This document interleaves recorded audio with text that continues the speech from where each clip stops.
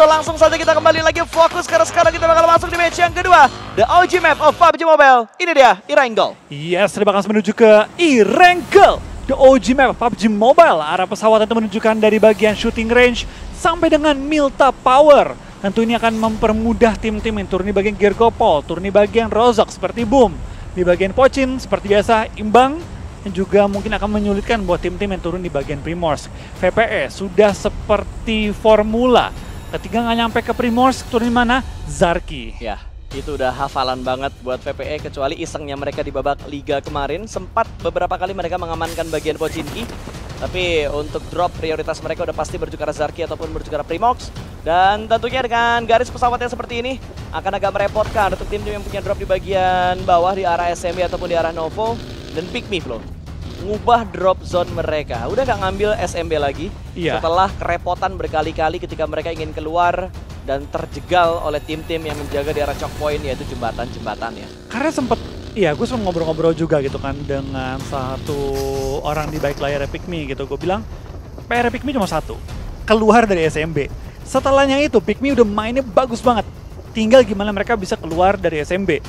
Tentu problem tersebut punya dua solusi. Yang pertama adalah mencari timing dan cara yang terbaik untuk keluar dari SMB. Yang kedua adalah nggak usah turun dari SMB. Betul. Karena lu udah keluar dari SMB-nya. Yes. Dan benar ketika waktu itu Pikmi turun di Primorsk, Pikmi turun di bagian Veripir, performa mereka dan pengumpulan poin mereka melesat dengan pesat. Lebih efektif. Jauh lebih efektif. Dan memang gue lebih suka Pikmi ketika tidak bermain di SMB. Oke. Tapi baik tentu di balik itu semua kan mereka juga pasti punya pertimbangan kenapa mereka turun di SMB yang kita perlu respect juga karena itulah strategi mereka. Betul. Biasanya. Dan tentunya juga kalau misalkan lo turun di SMB, lo turun di arah Novo, kalau nggak ada yang gangguin itu nyaman-nyaman aja. Kayak nggak ada yang jaga choke point itu aman-aman aja. Kayak zaman PMCO dulu siapa sih yang mau ngejegal di arah jembatan kalau circle-nya keluar dari SMB? Keluar ya, bukan masuk ke dalam Nggak SMB ada. ya? Kalau masuk ke area SMB memang ada yang ngejegal waktu itu. WAW sama BTR. Jembatan benar. kanan kiri yang mereka kontrol supaya nggak ada tim yang bisa lewat ke arah jembatannya. Tapi kalau keluar dari SMB circle-nya dengan flight path yang nge-support ke arah SMB itu jarang banget. Atau bahkan dibilang nggak ada. Nggak ada yang ngebegal di arah ujung jembatan. Kecuali circle-nya masih dempet ke arah bawah. Iya, karena kan zaman dulu bilang itu nggak mungkin ada tim yang seniat itu main kayak klasik. Ya. Ngehadang-hadangin jembatan. Tapi sekarang malah jadi meta gitu. Kenapa? Lu tumbangin 4 orang, itu 4 poin. Apalagi dengan placement point kan yang selalu dikurangi jumlahnya. Benar. Kayak zaman dulu kan berapa ratus. Dulu itu masih di peringkat 12, itu masih dapat 1 placement point. Sekarang udah nggak ada. Sekarang kan dari peringkat 8 sama 7 yang ngedapetin 1 placement point. 9 ke atas 0 poin. Zaman dulu Chicken 30 poin. Ya, ada. Turun ke 20, turun ke 15. 15, sekarang 10. Tapi dari zaman dulu, Elim tetap dihitungnya 1. Jadi zaman dulu ketika Chicken Pernah Apa? 1 elim dihitung berapa ya? 10 apa Ya, itu 15? awal banget. Itu awal-awal banget ya. Chicken 500-an kan. Iya betul, itu aja masih susah buat ngejar tim main Chicken. Nah itu, kalau zaman dulu pas, gue ngerti kenapa orang bilang nggak mungkin lah orang seniat itu nyari Elim di awal-awal. Karena lu Chicken 30 poin, atau bahkan 20 poin. Elim 1. Iya. Zaman sekarang lu Chicken, lu 10 poin. Elim 1. Itu dia. Makanya worth it zaman sekarang pas. Kenapa orang bilang kok sekarang agresif banget ya, usil banget nih orang-orang. Demi 1-2 Elim aja sampai kayak ngejegal, Benar. potong-potongin. Karena nilai rasio dari Elim kebanding Chicken saat ini dan zaman dulu jauh lebih worth it dapetin Elim zaman sekarang. Iya, cuman diimbangi dengan peraturan tiebreaker yang Chicken menjadi prioritas. Iya. Kalau dulu kan kalau nggak salah ya, koreksi kalau gua Chicken salah dulu guys. Dulu tuh sempet ada yang Elim. Oh sempet ya. Elim prioritas, terus habis itu berubah lagi Chicken, Elim placement, terus Chicken, placement, Elim baru. Jadi emang ada beberapa perubahan dan penyesuaian untuk ngebuat situasi di kompetitifnya itu lebih fair. Benar, tapi gue suka banget sih sistem sekarang ya. Dengan Chicken yang value-nya diturunin, itu membuat tim-tim yang even mereka tumbang di hashtag 7, dapat Elim 12 misalnya kan, Iya. agresif banget. Bisa lewatin loh kadang-kadang, yang Chicken dengan polosan gitu ya, kayak cuma Benar. Elim 1-2 doang. Sama ini, prioritas shotgun sekarang sama zaman dulu tuh beda. Kalau dulu ketika lo pakai shotgun, jenis apapun, S12 kalah, atau shotgun kocok lah, shotgun puter lah, dan segala macamnya. Itu kalau dulu ya. Gue nangkep lagi jokes lu. Kalau dulu penggunaan shotgun itu kalau zonanya ke arah perkotaan. Jadi di Ya. awal pasti lu ambil DMR, atau enggak lu ambil SMG, atau enggak lu ambil Double langsung double rifle-nya, betul. Ya. Dan itu berubahnya ketika lu ngelihat zonanya misal masuk ke Yasnaya dan lu udah memprediksi zona itu bakal berending di Yasnaya ataupun kota-kota lain lah. Ya terserah kalian lah mau menganggap itu kota yang mana gitu kan. Ya. Lu ketemu shotgun, lu bakal ubah. Lu bakal ubah itu kalau enggak DMR, snipernya yang lu ubah jadi shotgun. Jadi untuk ngontrol close combat-nya. Kalau sekarang kan dari awal udah pasti ada satu rifle, satu shotgun yang lu bawa. Setiap saat gitu ya. Setiap saat itu yang jadi prioritas. Kalau zaman dulu emang itu dipergunakan hanya ketika zona akan berending di perkotaan. Itu dia. Tapi sekarang memang dibilang itu shotgun juga kan salah satu secondary yang paling OP. Apalagi DBS gitu kan banyak banget yang suka. Meskipun makin kesini pas sudah banyak juga orang mulai balik ke SMG. Yap.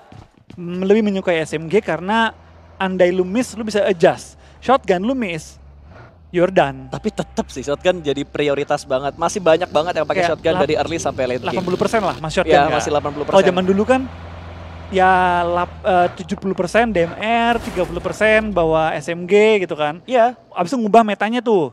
Jadi 70% SMG, 30% tuh pakai sniper tuh DMR. Benar. Sekarang bisa bilang 80% orang shotgun, secondary-nya baru SMG. Sekarang tuh sniper bisa lo hitung pakai jari di dalam setiap match. Kalau dulu tuh hampir setiap tim pasti ada satu snipernya, pasti. Sniper player. Kalau sekarang tuh kayaknya udah jarang banget. Bahkan yang pakai DMR aja jarang. Lu pakai SKS, lu pakai yang lain-lain lagi, SLR segala macam itu udah jarang banget pakai. Sekarang cuma mini yang dipakai ya, DMR ya. Mini. Dari SLR, dari pilihan lain tuh nggak dipakai.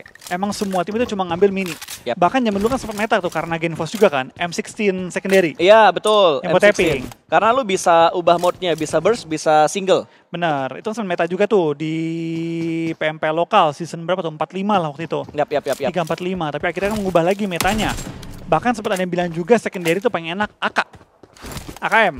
Karena sakit banget. DP juga dulu sempat viral tuh. Zaman-zamannya kita ngelihat pemain PL waktu itu dia pakai scope 3, scope 4 lu pakai dengan mode burst. Enggak, cara burst buat pakai DP-nya. Dia nggak ada mode. Iya, nggak ada mode. Jadi lu manual burst. Betul, manual burst dengan feeling shoot lo sendiri 3-4 gitu. peluru lah, dedet gitu kan. Itu zaman PMCO pas. Benar, 2 PMCO pertama tuh viral banget. Ya, kita sedikit nostalgia lah dengan weapon-weapon yang biasanya digunakan, di mana saat ini mereka lebih ke arah shotgun dan juga rifle. Ya, entah lo pilih M4, entah lo pilih Scar L. Karena Scar L juga beberapa kali gue lihat dibawa sampai ke arah late game. Padahal ada opsi M4, tapi ternyata tetap menggunakan Scar L untuk beberapa player. Itu kayaknya cuman uji coba aja gitu, dan mungkin berdasarkan dari feeling dia juga. Yep. Walaupun secara recoil sebenarnya lo paling enak ngontrol ya M4 karena banyak banget yang bisa lo taruh di M4. Tapi atribut ya benar. Tapi kan memang gini Pak, ketika dalam sebuah tim lu punya M-Star gitu. Ini opini gue pribadi gitu ya. Kalau gue punya M-Star yang jago banget, yang dapat M4 gue, dia pakai Scar L. Gue kan suruh tukeran. Benar. Lu ambil M4-nya karena kenapa? Lu lebih sakit aimnya daripada gue. Yeah. Gue ngalah aja nggak apa-apa. Bisa kok gue pakai Scar L, tetap Scar L tuh geter. Yeah. Gimana pun tetap geter gitu lu atau spray. Gini, sama-sama M4 tapi akan memprioritaskan attachment tertentu. Favoritnya buat si player yang tertentu juga. Bener. Tapi kan balik lagi pas, itu gunanya seorang support. Mungkin dari support dia nggak menggunakan dari perlengkapan dan peralatan yang terbaik. Yeah. Tapi dia memprioritaskan misalkan peluru ke orang lain, dia megang banyakkan utility. Orang depan mungkin banyak main granat, orang belakang banyak main smoke. Yep. Terlepas orang bilang zaman sekarang 2024 udah nggak ada roll gitu ya. Tapi benar, gue nggak bilang itu salah gitu ya Pak saya. Tapi tetap ada ibaratnya beberapa hal yang kita kadang tuh perlu ngalah. Pakemnya juga harus tetap ada gitu berarti ya. Meskipun paling idealnya adalah looting aja sampai M4 semua. Ya gue juga mau tiap game dapat M4. Tapi looting juga ujung-ujungnya jadi kurir doang kalau main. Tapi kenyataan kita lihat pas berapa kali kan. Kadang cuma pakai AK sama UMP. Kadang bahkan cuma ada pakai UMP sama DMR. Ya. M4-nya satu doang nih, ya kasih ke orang yang paling capable M4-nya. Pokoknya kalau masalah rifle, dalam setiap meta dan playstyle dari perkembangan di PUBG Mobile selama 6 tahun ini, di turnamen-turnamen yang kita saksiin, itu rifle selalu dimainin. Benar. Cuma prioritasnya aja yang agak berubah. second weaponnya yang mulai berubah, yang tadinya Uzi, terus tiba-tiba UMP yang jadi primadona, terus sekarang DBS menjadi primadona, dan ada beberapa player lagi yang akhirnya sekarang menggunakan DMR Mini 14 tadi yang dibilang sama Wolfie, udah mulai muncul ke permukaan juga, dan udah nggak cuma 1-2 player yang pakai, tapi ada mungkin 8-9 player yang pakai gitu loh untuk di setiap kompetisinya. Dan ngomong-ngomongin SKRL, kelihatan Spider-Tan SKRL. Mungkin dioper kali M4 ke member lain ya. Tapi memang ya pas kita lihat dari perkembangan PUBG Mobile, senjata boleh berganti-ganti meta. Bahkan bisa dibilang ya dari playstyle pun berubah-ubah meta. Hanya M4 yang nggak pernah tergeserkan dari raja senjata. Bahkan AUG aja setelah akhirnya keluar dari supply nggak terlalu banyak gitu peminatnya, lebih memilih M4 dengan full attachment yang udah mereka incar. Ini gue bingung, udah kan kita bahas gamenya ya. Kok ada yang bilang, kok Caster nggak ngebahas match sih, malah ngebahas hal lain? Kan kita bahas senjata yang berhubungan dengan gamenya. Metanya yang lagi kita bahas, kok tiba-tiba ngamuk. Oh jangan-jangan dikira tuh meta nama temennya. Apakah meta mantanmu bang?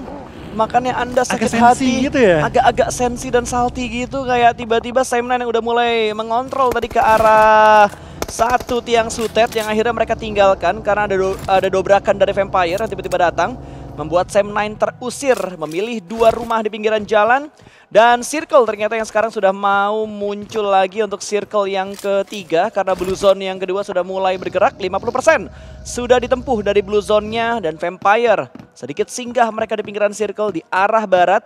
Dan ada terpantau 3 tim yang ada di sekitaran dari Gunung Gergopol, tapi hanya 1 tim yang naik ke atas puncak, yaitu Face Clan. Iya, tapi memang terlihat juga dari berbagai tim ya, sudah mulai mengincar center circle. Hanya tim-tim yang memang telat banget yang akan mengambil pinggiran circle dengan harapan dapat pentalan ataupun nanti sembari mereka mencari informasi. Tapi ya pasti kita lihatnya juga, dengan masuk zona ketiga, belum ada satupun player yang knock ataupun di end di game kali ini. Yang berarti memang dari pergerakan rotasinya, dari pengumpulan informasi, ini udah matang banget pas gameplaynya. Iya, dan gue tadi menyambut kata wah karena circle-nya tiba-tiba bouncing ke arah atas. Memang menguntungkan buat Indonesia. Tapi DX yang dapat zona. Itu dia. Itu yang penting. DX gak dapat zona tapi kali ini. Kali ini mereka pas opsinya adalah apa? Perangin Faze ambil gunung, atau putar kiri masuk ke kontainer. Kalau putar kiri mereka bakal bentrok sama 3 tim yang lainnya. Iya, tapi kita bakal lihat ya pas. Dari tadi pembacaan gue cuma 2. Dia perangin face atau dia ngambil kontainer. Tapi gue agak trauma sih ngebahas DX, karena sempat kan kemarin DX tuh susah zona. Susah buat rotasi. But somehow mereka dapetin tempat di bagian seperempat circle gitu loh. The real rotasi gaib. Ya. Tapi lihat kali ini rotasi kan mereka agak mudah. Gue udah bilang kan, tapi nggak kontainer. Mereka mau ngincer rumah-rumah yang gue itu, yang garasi. Tapi mereka ketika ngincer itu, abis mereka. Iya, ini... Ya Tuhan, mereka ambil rumah kecil banget. Gak bisa cuy. Sam9 ini udah touchdown duluan di bagian kontainer, dan mereka hanya mengamankan bagian rumah kecil yang sudah dipantau oleh Face Clan, dan mobilnya meledak.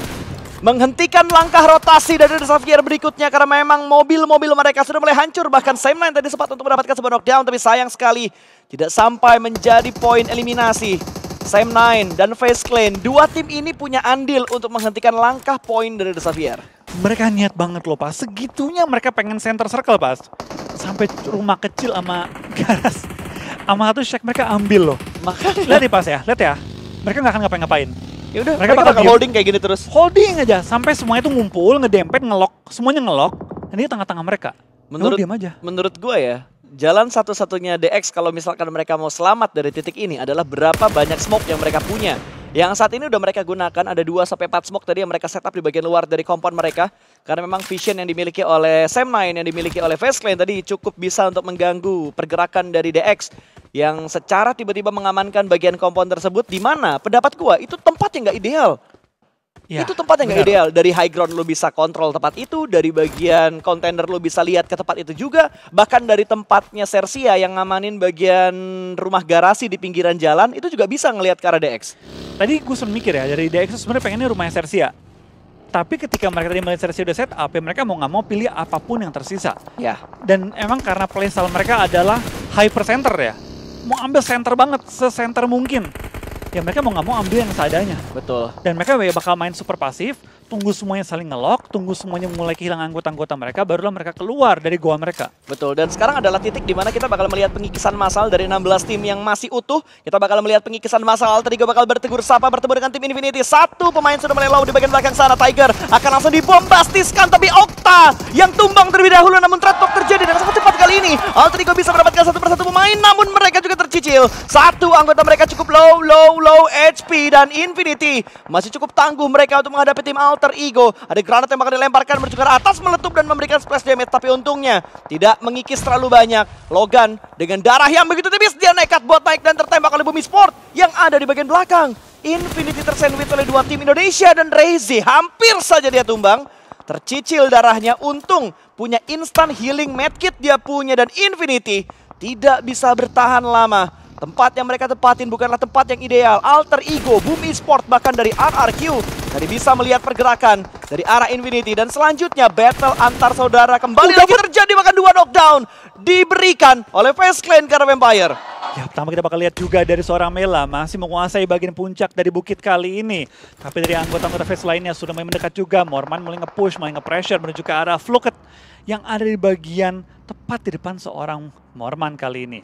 Tapi kita bakal lihat juga dari seorang Nine Noise mulai menggerakkan kendaraannya, mulai nge-reposition. Morman mulai nge-push juga menuju ke arah tim VPE di mana Tony Kurniawan sudah tepat di depan seorang Morman. Keluarkan DBS, tembak ke depan, mendapatkan targetnya, dan untungnya dia pun tidak knockdown sementara waktu. Tapi dari Morman melakukan kali ini clearing ke arah VPE, dan VPE tampaknya sudah dipulangkan kali ini ke arah lobby. Last man harusnya. Telat ya tadi? No, last man Flo. Oh. Di mana orang terakhir ya? Wait, di bawah? Oh, pulang. Rata kan? Rata harusnya mereka, dan agak sedikit terlambat kayaknya. Ya, terlambat live statusnya, tapi fight terjadi di bagian lain di arah Ruins kali ini. Antara PEA yang sedang memperebutkan daerah kekuasaan mereka, cukup dekat mereka dengan NKT. Satu persatu sudah mulai tumbang tretok terjadi di antara kedua tim ini. Dan akan mengintip ke arah bawah, jump shoot dilakukan. Dengan menggunakan UMP, bisa kembali lagi mendapatkan pemain dari NKT. Dan NKT hanya menyisakan satu kali ini yang sedang menggunakan bagi. Satu orang menembak dia juga, tapi masih ada kontrol dari tim lain. Ternyata Yudu Lions join the fight, menjadi pelakor di antara PEA dan juga NKT. Ya, tanpa kita bakal lihat dari Kido bertahan seorang diri, hanya mengandalkan healing terakhir dia untuk bertahan dan buying time sedikit lebih lama di area kali ini. Spider-Tan tertumbangkan oleh tim Boom, tapi tampaknya dari Kido lah yang akan mensecure poin kali ini. Tapi kalau dia terlalu terbuka, Boom pun bisa menumbangkan dia. Hanya bandage, hanya boosting menjadi kali ini harapan terakhir seorang Kido untuk bertahan selama mungkin. Kecuali Spider-Tan punya first aid, tapi kalau dia pun kelamaan, bisa-bisa dia nggak punya timing untuk melakukan healing dengan first aid yang dia peroleh. Apalagi dia masih terjebak di dalam blue zone, dan ternyata Boom lah yang berhasil mendapatkan poin tersebut, nge-secure poin tersebut. Bertambah kembali poin dari Boom Esport. Dan kali ini kalau kita lihat Infinity yang sudah dipulangkan ke arah lobby ini membuka BTR untuk bisa mendapatkan top 5-nya kembali, bahkan membuka kesempatan untuk Alter Ego dan juga RRQ juga memperebutkan tempat di barisan top 5. Dan PEA sudah selesai, mereka dipulangkan 13 tim tersisa, dan Flash berusaha merangkak naik ke atas gunung tapi dijaga dengan sangat baik. Face Clan benar-benar menjadi tim pencabut nyawa untuk tim-tim yang berusaha naik ke atas dari Gunung Gergopol. Siapapun yang mau naik ke atas, semua dijegal oleh Face Clan. Dimzi? Acul? Kok meledak? Oh no. Di mana mereka tadi? Di atas kah? Mereka mau YOLO kayaknya, di tengah-tengah ladang mungkin ya. Oh, nah. Mereka dari kontainer ternyata. Mereka Paksa, dari mereka mau paksa kontainer, ya? betul. Mereka pengen rotasi lewat kontainer, mereka pengen ngambil tempatnya Sam9, tapi ternyata udah dijegal duluan sama Sam9-nya. Satu persatu pemain dari Pikmi pun hilang, dan hanya tersisa beberapa saja dari Pikmi. Dan Pikmi sepertinya sudah rata, Pikmi sepertinya sudah dipulangkan dengan kondisi yang seperti ini. Karena posisi mereka entry benar-benar disulitkan, dan nice try untuk Pikmi yang sudah diselesaikan match-nya, yang sudah dipulangkan ke arah lobby. 11 tim tersisa dan DX masih hidup. Bahkan mereka mendapatkan 2 eliminasi. Ya, kita bakal juga tampaknya dari DX, mereka masih bertahan. Seperti yang gue bilang pas, mereka bakal bermain hyper pasif kali ini ya. Karena mereka di center circle, benar-benar tengah, tapi kali ini kedorong ke bagian luar. Mau tidak mau, mereka harus cari timing untuk nanti terobos. Kendaraan mereka kayaknya kondisi dipecah-pecah semua. Kayaknya mendadak semua, terdengar suara api dekat dengan mereka. Ini N sih harusnya DX. Apa? Ini harusnya N buat DX. N sih, kelar sih ini ya. Nggak ada mobil. Setup utility juga terbatas. Buset, granatnya bisa belok coy. Mela ngelemparin granat, tektoknya hampir untuk memulangkan Yuhai, tapi Yuhai masih bertahan. Ada satu forting yang begitu perfect tadi untuk ngeblok damage granat dari tim Face Clan. Hampir saja Sam9 rata, tapi di sisi lain Luxi bisa mendapatkan Yudo Alliance. Jimmy berhasil dibuat knockdown. masih belum menjadi poin untuk BTR. Mereka masih belum membuka keran eliminasi mereka dan Face Clan kembali lagi naik ke arah atas. Lihat DX smoke-nya. Gila, DX fogging coy, tapi butuh banyak smoke untuk mereka selamat. Dan RNC terlihat dari bagian belakang. Vitorix hampir saja bisa mendapatkan satu. Pemain dari Sersia sudah mulai prone shoot. Lihat tracking yang bakal dilakukan. Mancing mania, mantap! Dilakukan oleh Face Clan untuk bisa mendapatkan satu persatu. Reload bang. Ini dia Sanskui yang terlihat menggunakan baju Pikmi. Pantes Pikmi tusun. Bener juga. Jersey-nya dipakai Sanskui. Kui buka kui. Tusun. Kui buka kui. Wah, apakah Ganti. ini sebuah klinik kembali yang terjadi? DX pun satu persatu anggota mereka dilucuti oleh tim Face Clan. Ya, tapi lihat dari Face Clan, 10 elimination sudah dikantongi oleh mereka. Tentu mereka tidak ingin menyerah untuk posisi top 5 kali ini. Yudu Lions berhadapan dengan tim Bigetron. Saat ini Bigetron tinggal menyisakan 2 member yang masih aktif. Lapar, masih bertahan, masih berliku-liku juga di tengah-tengah smoke yang sudah persiapkan. Tapi granat dilontarkan tim Yudu Lions bagaikan red zone buatan. Jatuh ke atas tim Bigetron. Tapi lihat dari Bigetron, Luxi masih coba untuk nge-cover ke arah Lapar yang ada tepat di depan dari tim Yudu Lions. BTR sisa 2 player aktif berarti terjebak Oh di no, balik RRQ sebuah juga pohon. ikutan. Dan RRQ juga melontarkan beberapa granatnya menuju ke arah tim BTR kali ini. Bisakah mereka bertahan? Satu butuh di revive. Butuh menyelamatkan seorang Zuxi dan Zuxi ter-revive. 3 pemain kembali aktif. Dari BTR kali ini Luxi yang ditugaskan membackup dari bagian belakang cukup jauh. Dengan scope yang dia punya 30/68 pelor. Yang dipunya oleh Luxi kali ini. Tidak terlalu banyak memang, tapi DX kalau rata. itu digunakan dengan efisien, tentunya bisa untuk meratakan tim Yudu Alliance. Dan DX akhirnya pulang ke arah lobby. Yap, DX akhirnya pulang, tidak mendapatkan center, yang berarti mereka tadi terpaksa bermain di pinggir dan akhirnya dengan posisi yang tidak nyaman, mereka pun rata. Dipulangkan dengan poin yang gak terlalu maksimal pada kali ini, 2 poin saja. Dan lu lihat posisi dari AE enak banget saat ini, mereka ada di bagian atas dari gunungnya. Mereka harus bisa menghalau pergerakan dari Face Clan kalau misalkan AE ingin melakukan rest point yang biasa mereka lakukan di hari terakhir PMSL. Dan AE kali ini mereka sudah mendapatkan 5 eliminasi. Bigetron masih belum mengumpulkan poin sama sekali, mereka masih belum bisa membuka keran yang tertutup dengan rapat. Kayaknya butuh tukang ledeng ini untuk membuka keran eliminasi dari BTR. Dan Alter Ego kembali lagi membuka keran eliminasi mereka. Megamind kali ini yang diincar, bahkan Megamind tidak hanya dibuat knockdown tapi di-secure juga poinnya. Alter Ego seakan-akan membayar apa yang terjadi di Sunhawk tadi. Yap, tampaknya mereka ingin memaksimalkan kesempatan kali ini pasta. Dengan 6 elimination sudah dikantongi oleh tim Alter Ego, tentu ini adalah kesempatan yang penting dan berharga juga bagi mereka, tapi di zona mereka harus bertempur di bagian high ground dengan lawan yang juga lagi on fire. Lawan yang juga sama jumlahnya. Face Clan yang masih menghadang, menghalangi dan memperebutkan spot yang dimiliki oleh tim Alter Ego. Yap. Dan kalian perhatikan guys, Boom Esport, Talon, BTR, Alter Ego, RRQ. 5 tim Indonesia masih bertahan. Jangan lupa di spam hashtag IndoPride Gaspol dan dipencet tombol like-nya. Kita incar 25.000 like. Kita anggaplah 1 like 1 doa. Yudu sekarang mulai bergerak, kali ini Lapar bakal menghalau pergerakan dari Yudu, namun ternyata lolos 2, tapi masih ada pemain lain dari BGTR yang bakal menahan. Zuxi menahan pergerakan dari Jimmy, dan Jimmy pun tumbang karena Boom ikut campur dalam perang ini. Satu persatu dilumatkan, namun BTR juga terkenok 1. Tinggal 1 terakhir padahal, tinggal Olio padahal, tapi masih belum bisa diselesaikan. Malah BTR yang dibuat rontok, last man standing. Untuk BTR kali ini Zuxi menjadi tulang punggung dari BTR saat ini. Ada pergerakan dari RRQ melihat pergerakan Zuxi tertracking. Dari bagian belakang bannya pecah, bannya gembos, tapi masih bisa digaspol dan Leon DZ mulai memberikan tekanan. Peko pun tumbang kali ini. RRQ keluar dari rumah mereka, malah RRQ yang dibuat rontok 1 persatu anggota mereka tumbang. 2 sudah ter-knockdown. Mereka menembak di timing yang tidak tepat.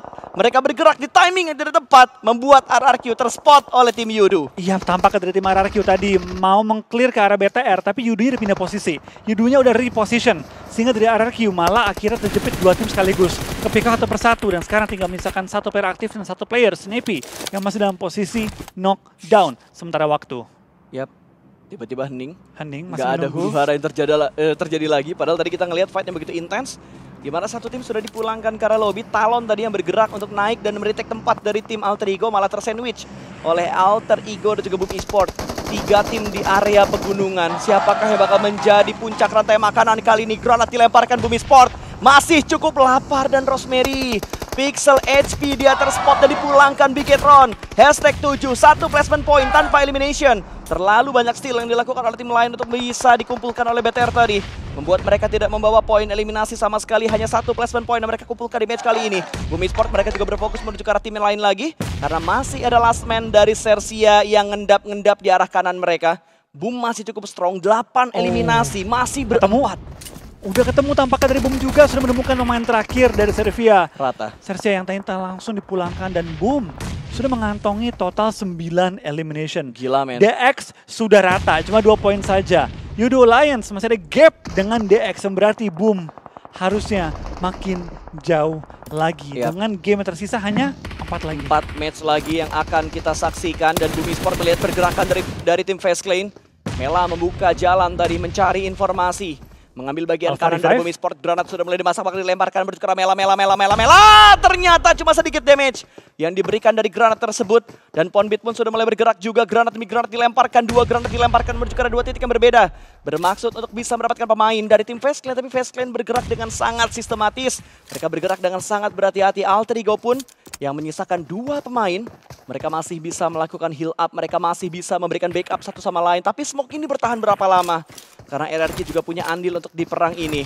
Alpha mendengarkan dengan sangat seksama. Ponbit bandel banget dari tadi. Step-stepnya membuat awareness dari Alter Ego bangkit. Tapi Ponbit bisa mendapatkan 1 UMP dia gunakan. Alpha diamankan dan dilumatkan. Alter Ego selesai. Alter Ego dipulangkan dan hanya ditahan oleh seorang Ponbit. Yap, tampak kita bakal lihat kali ini dari Boom kembali mengantongi elimination yang begitu besar angkanya.